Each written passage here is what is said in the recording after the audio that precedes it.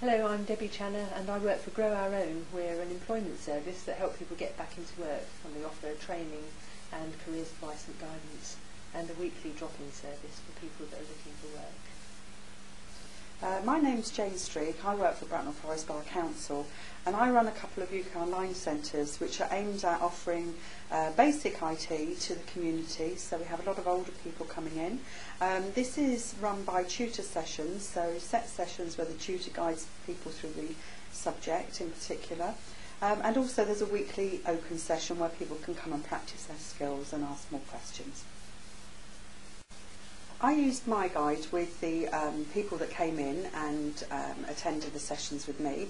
I went through the modules. I had a list of the modules that were available with my guide, so I went through those with the learner and asked them what they thought was of interest to them. Obviously it's difficult if people haven't used the internet or anything before, they're not quite sure what they want to cover, but that was a good starting point to work through with them. And then as they worked through them, we sort of reviewed it rather than having to stick to it in a set way, open to interpretation, and scheduling it so that it worked for them as they were progressing through with their learning. For the Grow Our Own project, I didn't use my guide because we were able to adapt other packages for the learners. Many people came in and didn't even know how to what a CV would look like, or didn't have an email account. So we were able to use this project to get them set up on an email account, show them how to basically just type and use use a keyboard, so use Word, and also use the internet to search for job sites, and then from those job sites actually set them up so that they could have job searches coming through to their email account. In terms of using the Web 2 technology, I found it very useful to find out what facilities are out there. For example, the webinars, online Moodle, online Huddle, where you can sort of perhaps share information online with people, and that may become useful for Grow Our Own, because we have two different offices that run on two different IT systems. So it could be that if we can have an online calendar or something like that, so that we can share information easily. The webinar was useful, and also the online meeting, we did one of those, and since then I've had to have some online tutorials with another program to learn how to use a database, so that became very useful to me. And the Survey Monkey, I can imagine that we'll probably use that with some of our learners, perhaps set that up to find out what they thought about it. I had an account with, on the Ning site, and went on there regularly to see the updates, different pictures people were putting on, different comments, things that were happening. Also, we had an unexpected use of Web 2 technologies. We had lots of heavy snow earlier in the year, just as we were sort of getting going, and needed for a few of us to have a meeting, which originally was going to be together in our offices. And then because of the heavy snow, it was that bad that most of us couldn't get away from home.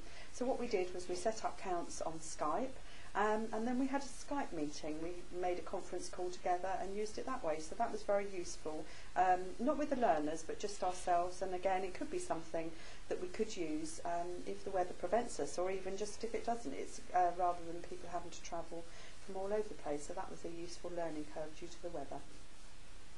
Generally, the learners that I have attending my usual sessions are quite often older learners who aren't looking for employment, but due to doing this project, I was working with Grow Our Own, who are, as Debbie said, helping people back into work, and so quite often they were younger learners than I'm used to seeing, and it has changed now, whereby people have to have basic IT skills in order to apply for jobs, whether they're online forms. A lot of places won't actually let you print or ring them up to ask for an application form to be sent to you.